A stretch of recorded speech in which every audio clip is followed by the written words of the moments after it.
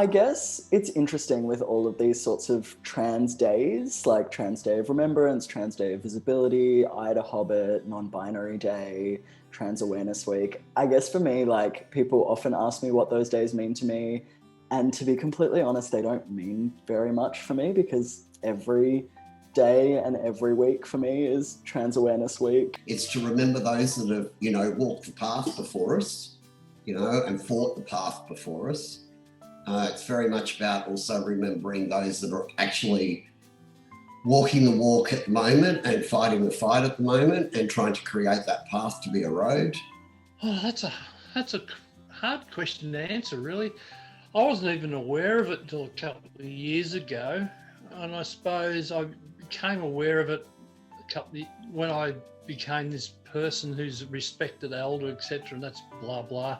Even though I came out in 2013, which wasn't that long ago, it was worlds apart insofar as representation and media and even Trans Awareness Week, to be honest. I think when it really hit me was when I decided when I found out that I could and started hormones.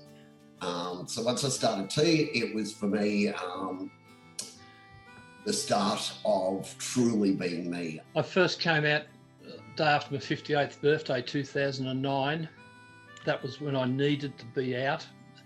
Sometime after that, I realised that Sally was the better side of me and the happier side of me. I started hormone therapy 2010, 11, maybe 12, I'm not sure. I didn't know anything about trans people. I certainly didn't know that trans masculine people existed or non-binary people existed. And so I felt like I had no future in front of me because I had no relationships with older trans people or any trans people to imagine what that could look like. That was 8 years ago for me.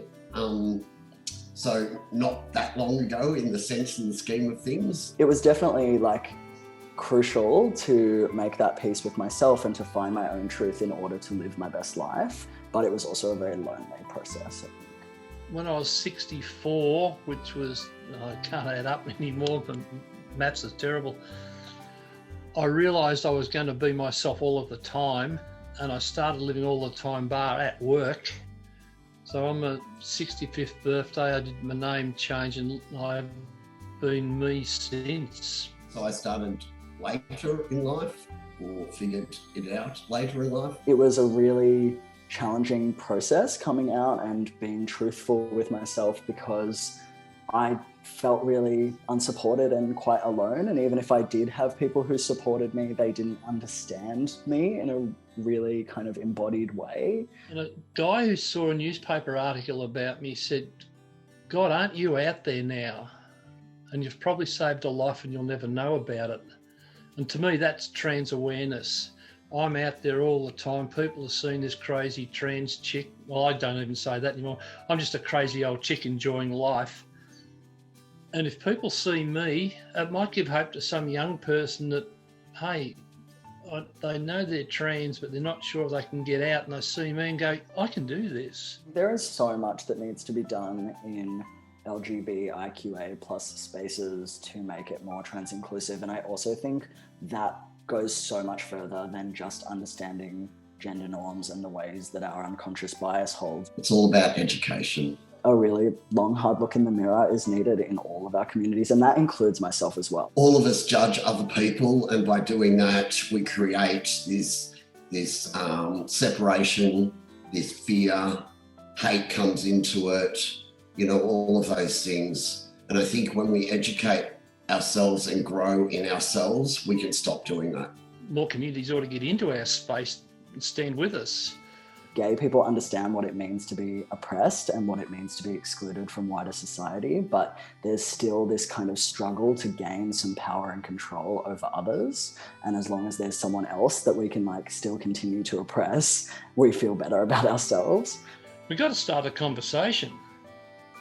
There's so many conversations out there about this bit doing that bit doing that, but we need a conversation that's LGBTIQA plus, and we all need to be sitting around the same table. To anyone who's struggling with their gender or questioning their identity, that you're not alone, that there are so many people out there going through these same processes, and that also, if you spend your whole life looking for answers, you may only get more questions, and that's actually what being a human is about, that no one has the answers to any questions really. It's not a race. Gender fluidity is a beautiful space, and having answers to all of the questions of your identity is never really going to work, or maybe they'll be rewritten over time. I mean, I've identified as almost every gender across the spectrum at some point in time. Talk to peers, talk to professionals, take your time. It's okay not to know, it's okay not to have the answers, and just look to other trans people and other members of your community. At the end of the day, becoming authentic and being truly you is not a race. Hear from more trans and gender diverse people on Friday night on Transgender Day of Remembrance, on a panel discussion on Lance TV, on Channel 31 and on Lance TV Ballarat on Facebook. All of our journeys are very, very separate. They're very separate personal journeys.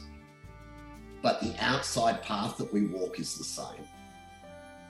I think it's really nice to see people get involved and get on board, and to be centering trans people more in conversations. But I think sometimes it also highlights to me how much we're not necessarily a part of the conversation every other week of the year. What I would really love to see is that we don't have to do this kind of thing, and that we're all just one.